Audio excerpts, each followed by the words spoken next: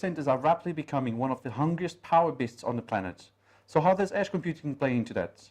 Hence, Struckmeier is here with me, the founder and CTO of Cloud&Heat Technologies, to share his views on the power and energy markets. Hans, thanks a lot for talking to me. Thank you.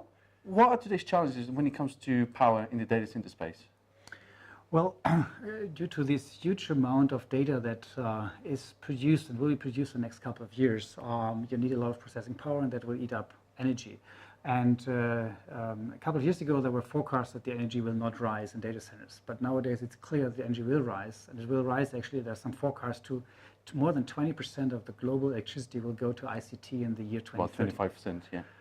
So that's a huge amount. So one thing is you can work on getting that down by being more efficient in the cooling of the data center.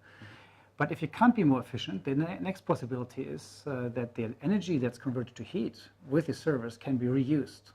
In a lot of locations, there is actually heat demand in the winter. So when you recapture the heat, you have a second use of the waste heat that is generated, and that's what our company is doing. And due to this very effective way to catch the heat, we can also cool data centers with very little air conditioning or with no air conditioning. Okay, but then with all this edge computing thing coming up and deployments happening everywhere, we still got to cool down these machines wherever they go. Is that making the power problem bigger? Is it helping? Are the new technologies actually already adopting new technologies in terms of power and energy? Well, in these locations that are edge locations, they are closer to the people there than in the city. So space is a constraint there at one hand. So you want to have very high energy density in that location. But then you have to get rid of the heat in that location. So you don't find a very big cooling infrastructure in those locations. So having a means of getting very effective cooling, and we do that with liquid hot water cooling, for example, you can use the very limited space and get out the heat out of that data center. And then if it's a building or so, then you can make use of that heat in the very same building, or in the neighbor building, or in the neighborhood. Okay. You mentioned liquid cooling, actually. What sort of technologies are you seeing coming into the market because of edge computing to help cool down these sort of things? Apart from liquid. Yeah.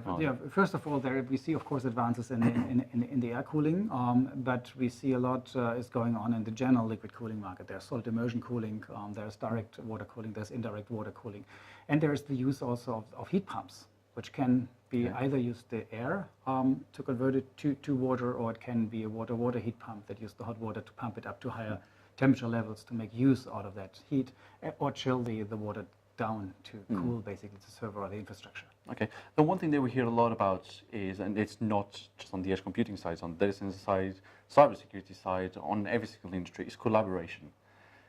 Is this industry collaborating enough when it comes to power to really find new solutions to the problem of too much consumption and really help save the planet, as some people would put it?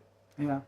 Well, we still see that there's actually not a lot of collaboration and working together. So everybody kind of optimize his space, and there is a boundary, and the interfaces between data center and the building are not defined.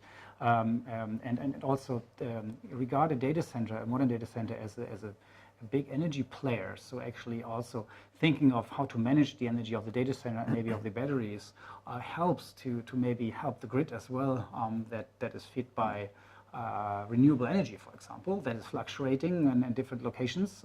So if you take that into account and make a more holistic approach to an edge data center, then you can save the environment, the CO2 for sure, but you can also save some money. But that's a long way to go, because that means a lot of collaboration between different kind of partners, different interests.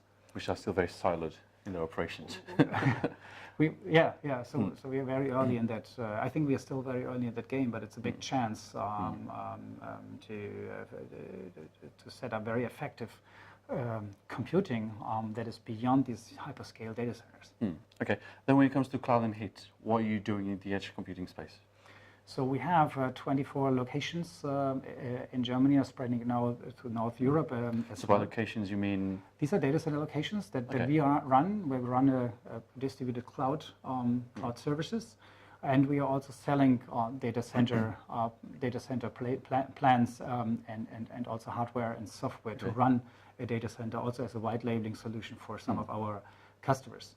And we turned our company from just being a green service provider by doing heat recovery. You turned our company also to a security company because security is a very, very important thing to our customers. So we put a lot of efforts, and half of our people are in the software business working on security. So do you offer security products, or are you just talking about securing your own offerings? No. We have one of course have a lot of security in terms of physical security, like alarming system and so on. But we also have a software that we use. It's called OpenStack, which is an open source software to run a cloud system. And we harden this OpenStack distribution and make a very, very secure OpenStack so that people can use that as a private infrastructure. We're not selling the security software itself. We're not selling it itself, but we are collaborating with people who might use the software. But it's almost like when people used to say every company is going to become a software company. In this case, every company is going to become a security company as well, or a cybersecurity company. And I think it has to be that way because we collect more and more data and personal data, and we want to make sure they do not get in the wrong hands, right? So and the only way is that to take security seriously and take encryption seriously. And so that's something that we have working a lot on that topic. Okay. Then last question: if you have to pick up one word to describe the current edge computing power market, what word would that be? One word, I would say dynamic. Dynamic. Okay. Thank you very much, Jens. Thank you very much. Don't forget you can follow Data Economy on Facebook, LinkedIn and Twitter, and also visit the website on www.data-economy.com.